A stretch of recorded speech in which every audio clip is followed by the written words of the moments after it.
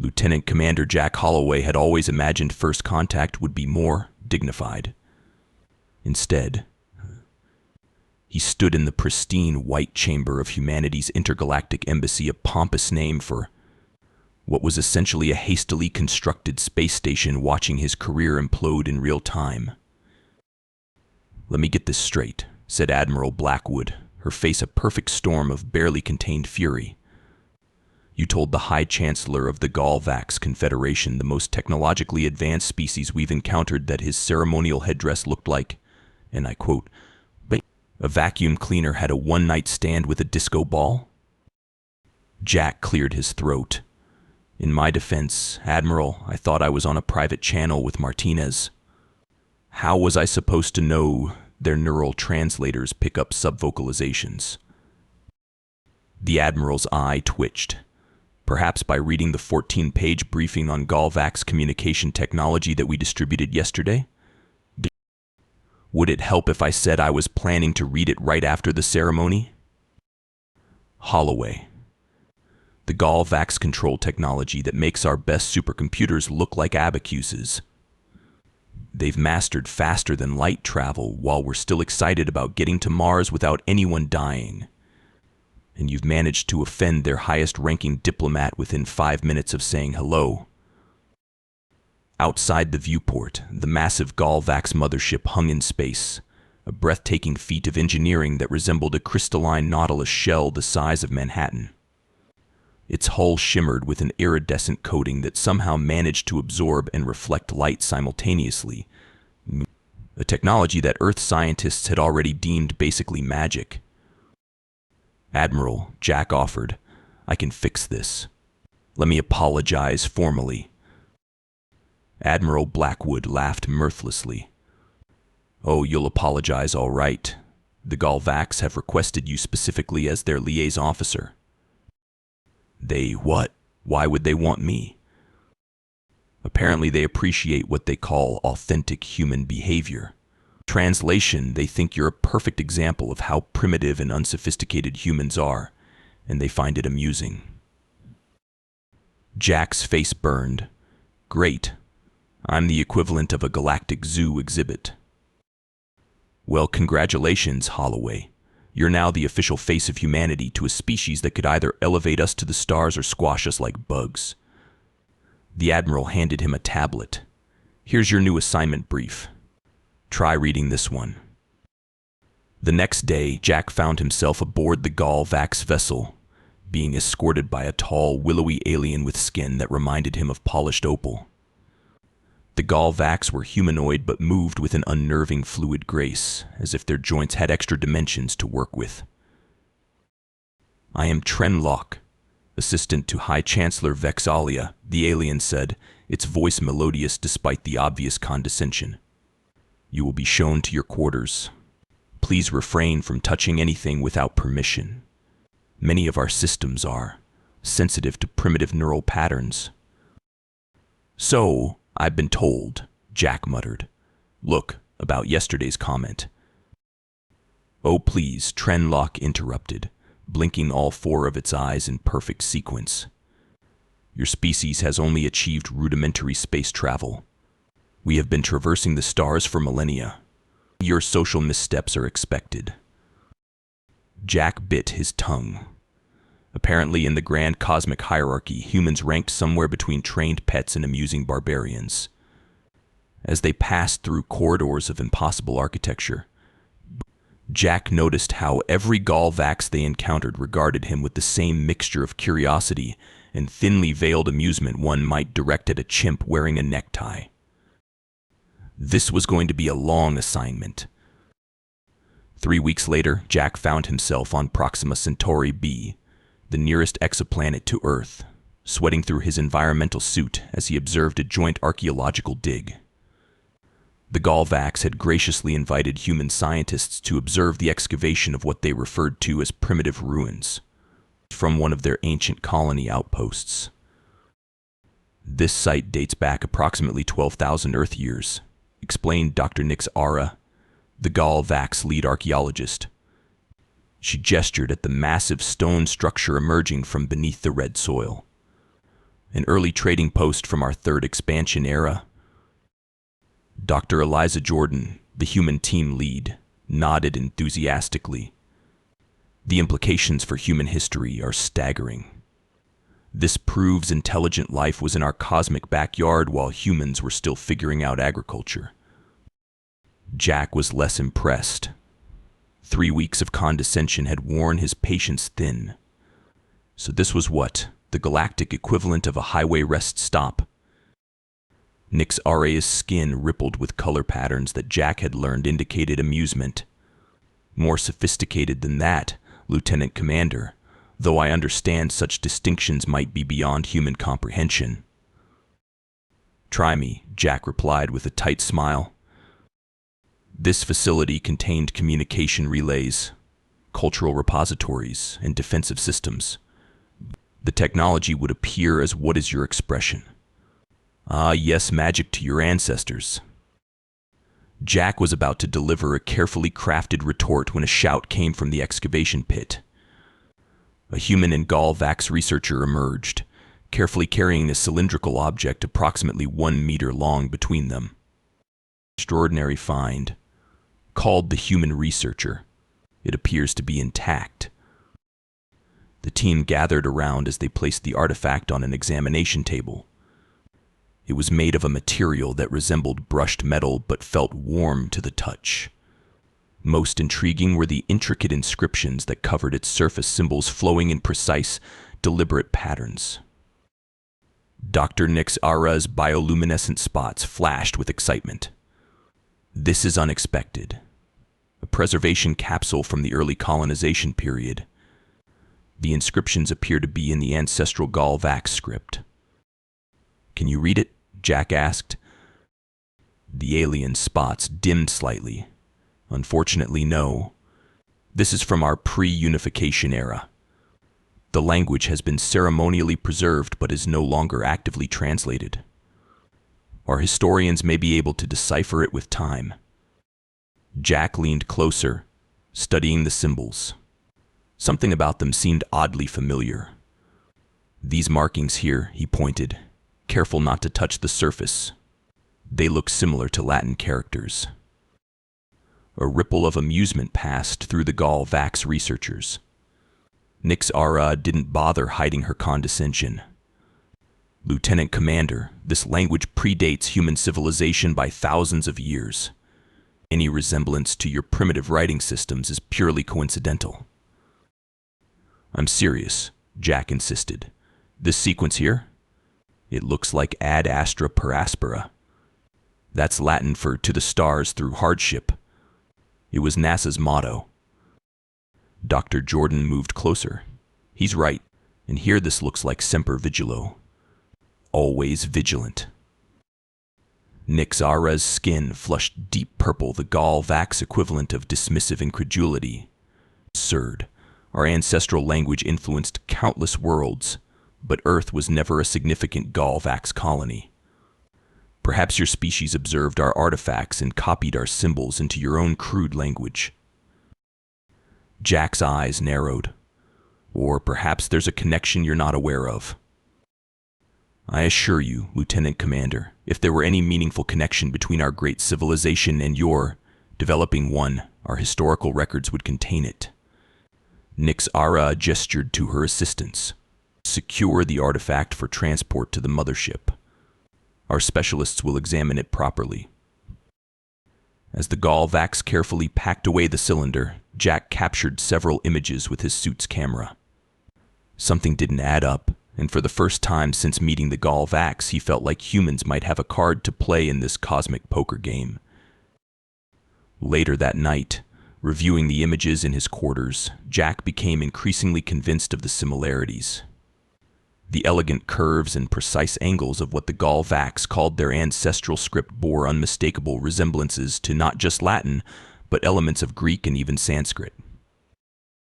Supposedly coincidental, my ass, he muttered, sending the images to his personal contact at Earth's linguistics division. If he was right, the implications were enormous. Either the Galvax had influenced Earth's ancient languages, or more intriguingly, the connection went both ways. Either way, Jack had a feeling humanity's perceived primitive status might be due for a reassessment. You want me to what? Professor Alara Quinn's holographic projection flickered slightly as she stared at Jack in disbelief. I need you to analyze these symbols and compare them to ancient Earth languages, Jack repeated. Particularly Latin, Greek, and Sanskrit. Alara pushed her perpetually askew glasses up her nose, a habit that persisted even in holographic form. Lieutenant Commander, I'm a xenolinguistics specialist with 7 doctoral degrees.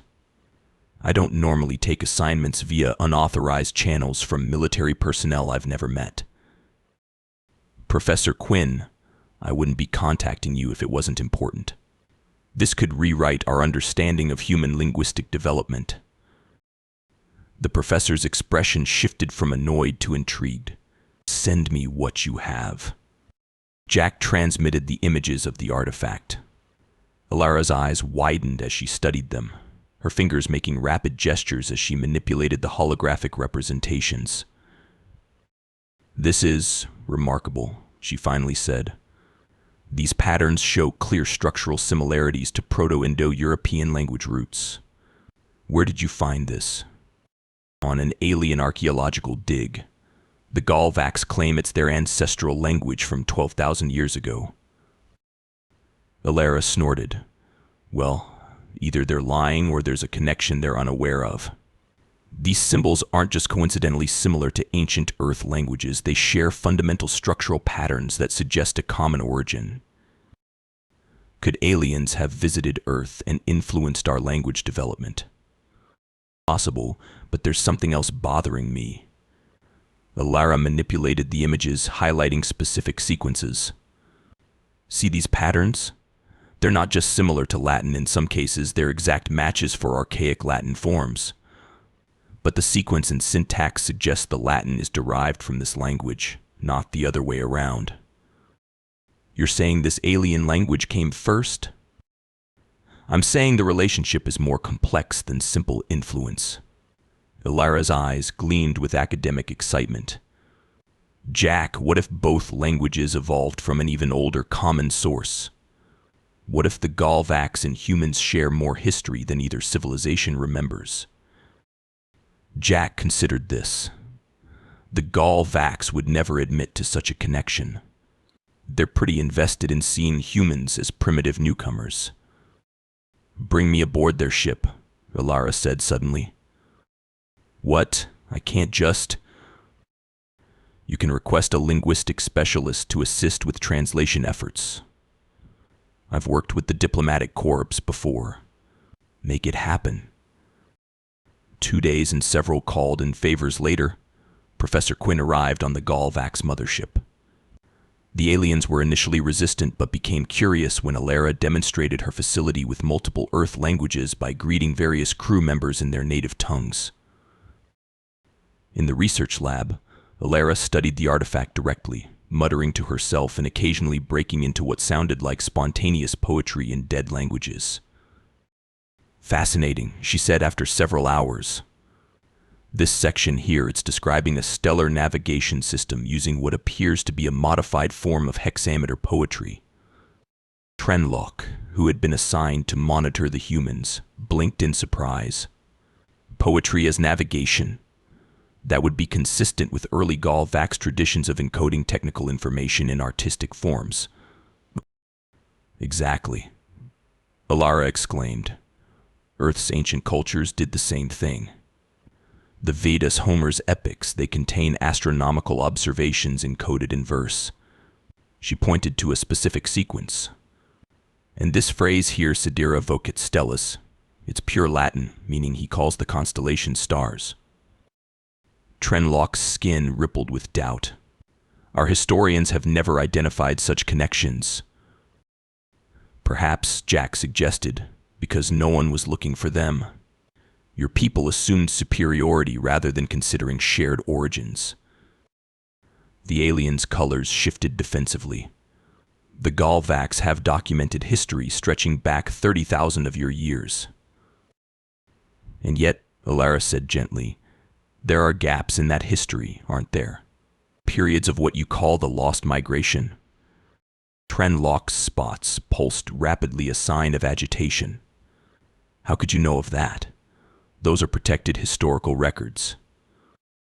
I didn't, Alara smiled. But you just confirmed it. Every civilization has dark ages, periods where knowledge was lost. What if during one of those periods, the Galvax and humans had contact that was later forgotten? As they continued working, Jack and Alara pieced together more connections. The artifact wasn't just a historical curiosity, it was a technical manual for operating something called the Stellar Defense Network, a system apparently designed to protect Galvax colonies from some ancient threat. Most importantly, they discovered that many of the command phrases were recognizable as archaic forms of Latin, Greek, and Sanskrit languages that, according to conventional Earth history, wouldn't exist for thousands of years after the artifact was created. There's only one logical explanation, Alara concluded as they compared notes in Jack's quarters. Either the Galvax visited Earth and influenced our linguistic development, or both our species were influenced by something or someone else. You think there was a third party? Another alien species? Or, Alara said, her eyes bright with the thrill of academic discovery, the Galvax and humans share common ancestry that neither remembers. Maybe we're distant cousins.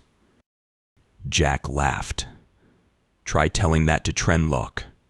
I think they'd rather claim kinship with space dust. Little did they know, their linguistic breakthrough was about to become far more than an academic curiosity. Jack was awakened by the ship's alert system, a gentle but insistent chime that somehow managed to be more annoying than any human alarm.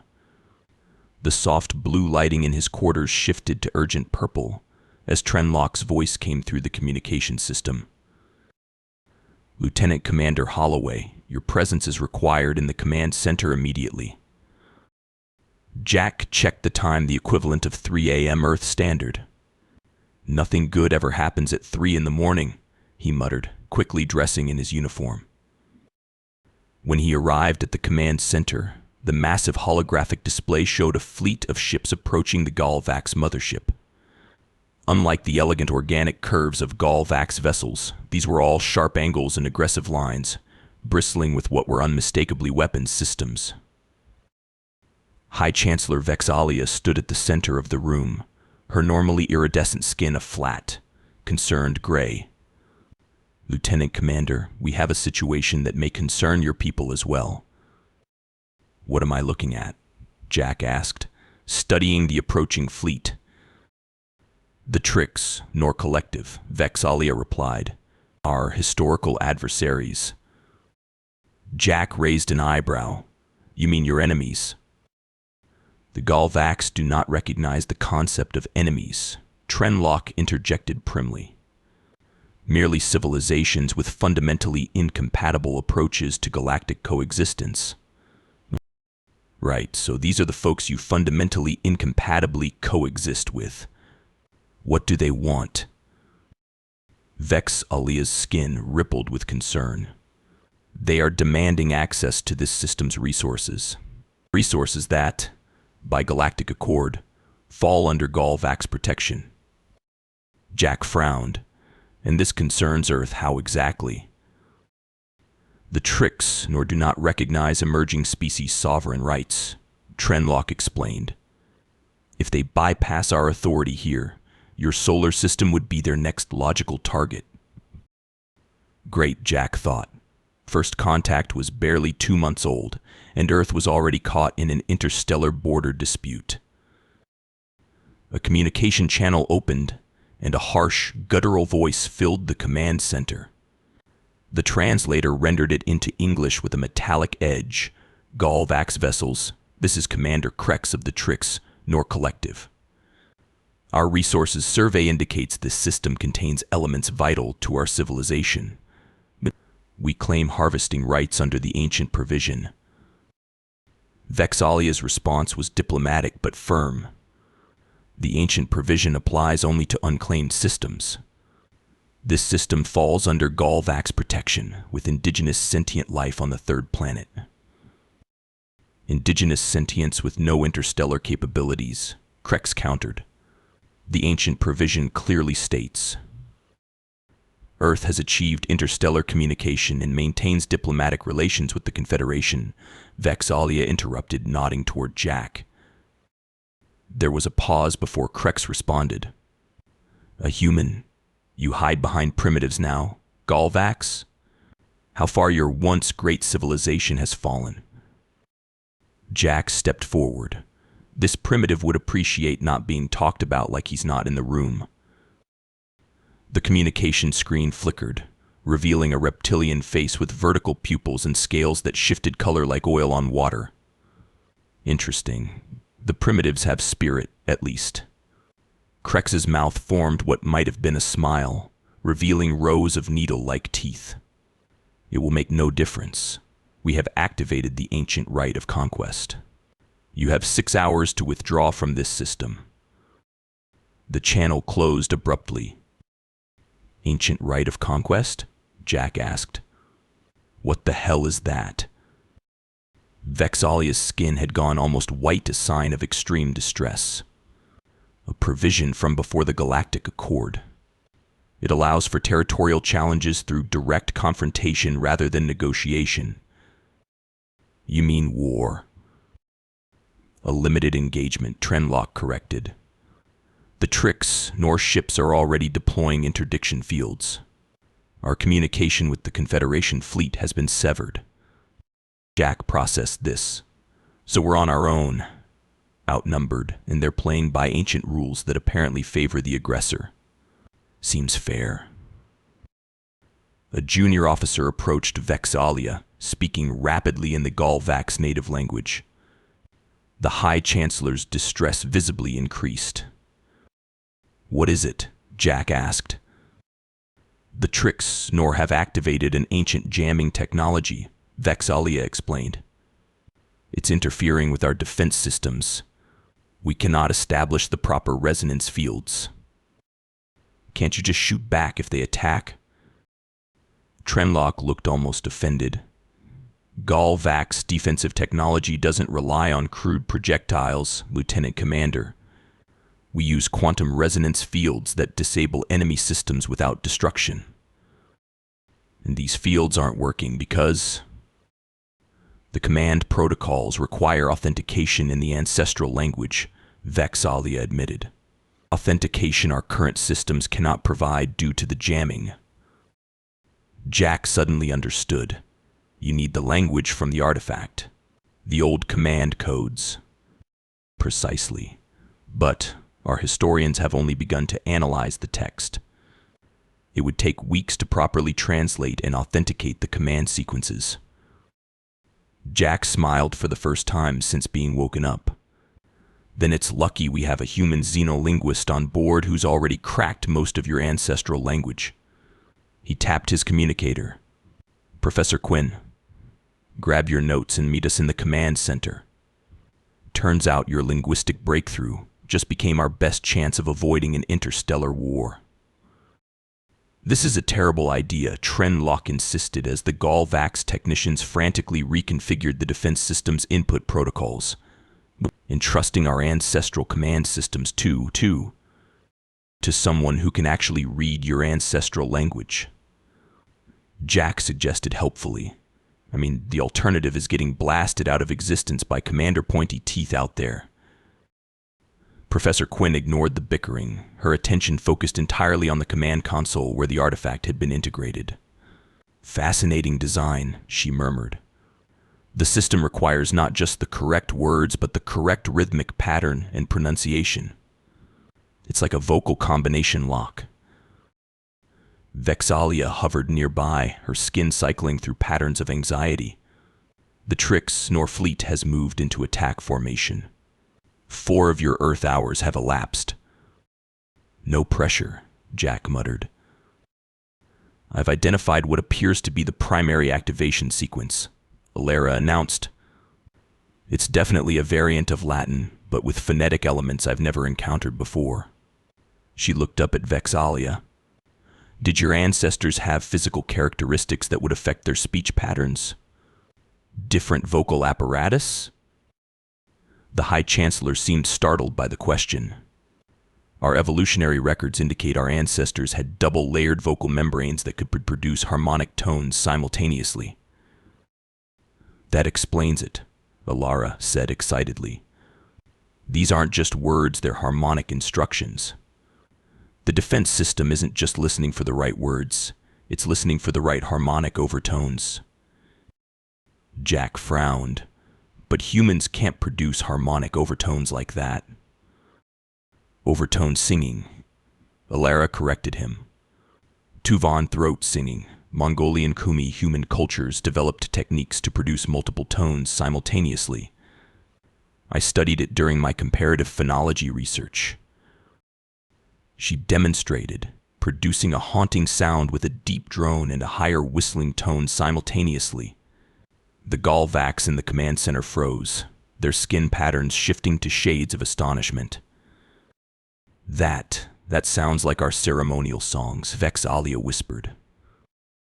Because they probably share the same origin, Alara explained. Jack, remember our theory about a common ancestral connection? This proves it. The Galvax ancestral language and certain Earth linguistic traditions must have evolved from the same source. A proximity alarm blared. One of the Galvax officers called out, "Trix nor vessels have locked weapons systems." "No more time for theories," Jack said. "Professor, can you activate the defense system or not?" Alara nodded, her expression determined. "I believe so. The primary command sequence appears to be Astrum Custodis, Surgate ad Defensionum." She looked at Vex'ahlia. "Star Guardians, rise to defense." Vex'ahlia's skin pulsed with recognition. Yes, our ancient texts refer to the Star Guardians, but the meaning was lost. "Here goes nothing." Alara took a deep breath, positioned herself before the artifact's interface, and began to sing. The words flowed with perfect pronunciation, her voice producing the eerie harmonic overtones that made the Galvax flinch with ancestral recognition. "Astrum Custodis, Surgite ad Defensionum, Lux Antiqua Tenebras Repellite, Pervasum Progenitorum, Imperium Confirmatur."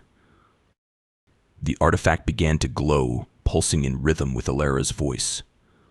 The ship's systems responded, displays shifting to show previously hidden interface elements. A deep vibration ran through the ship as dormant systems awakened. "It's working," Trenlock exclaimed, disbelief evident in his voice. "The ancestral defense grid is activating." On the main display, points of light appeared throughout the Proxima Centauri system, hidden defense platforms awakening from millennia of dormancy. The Trix nor fleet suddenly halted its advance. "They're detecting the defense grid activation," Vex'ahlia said. "But the system needs the final authorization code to fully deploy." Alara studied the scrolling symbols on the artifact. "I see it. It's a command affirmation." She looked at Jack. "But it's not just in Latin. This part has Greek and Sanskrit elements too, like it was designed to be spoken by someone who understands multiple Earth language roots." "Someone human," Jack realized. "Exactly." Alara pointed to the sequence. "You need to read this part. It's a declaration of authority." "Me? I'm not a linguist." "The system wants confirmation from a command authority," Alara explained. "I've unlocked it, but you need to give the order."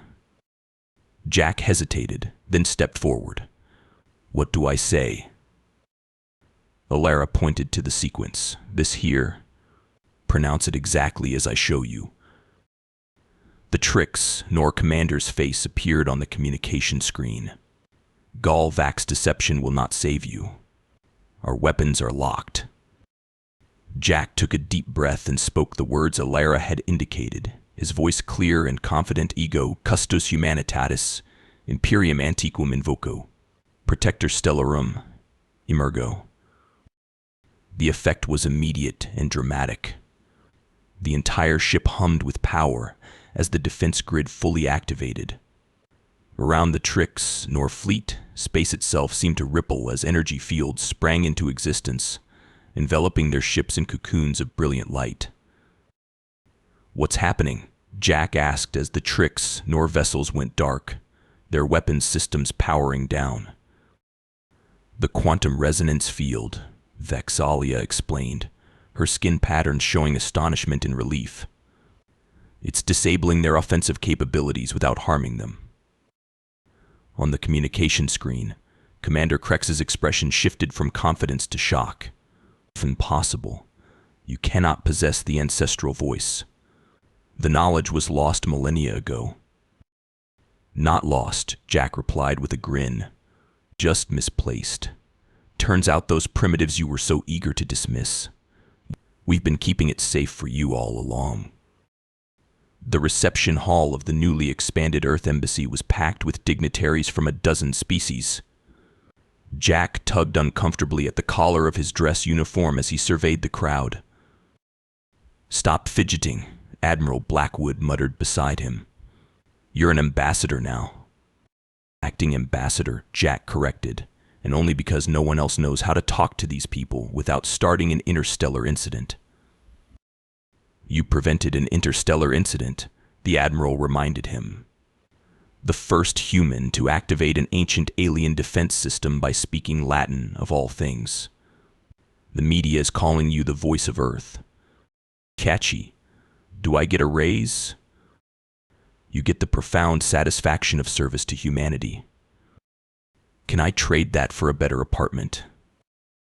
Their banter was interrupted as High Chancellor Vexalia approached, accompanied by several Galvax dignitaries.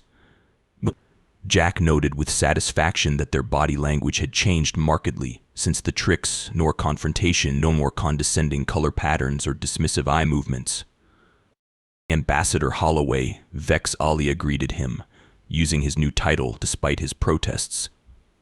"The Confederation Council has approved the cultural heritage initiative you proposed."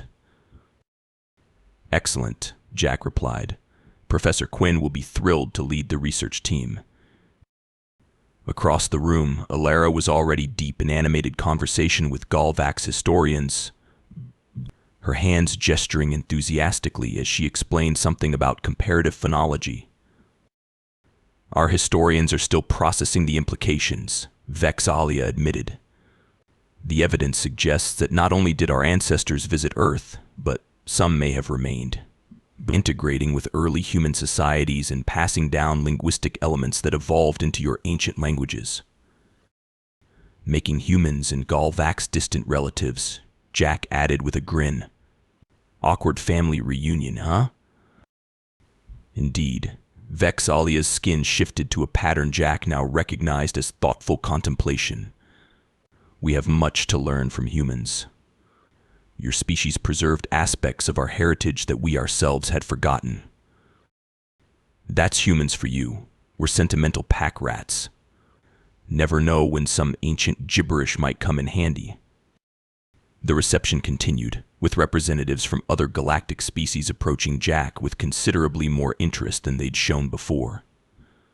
News had spread quickly about how humans had activated the legendary Galvax defense grid using a language many had thought lost to time.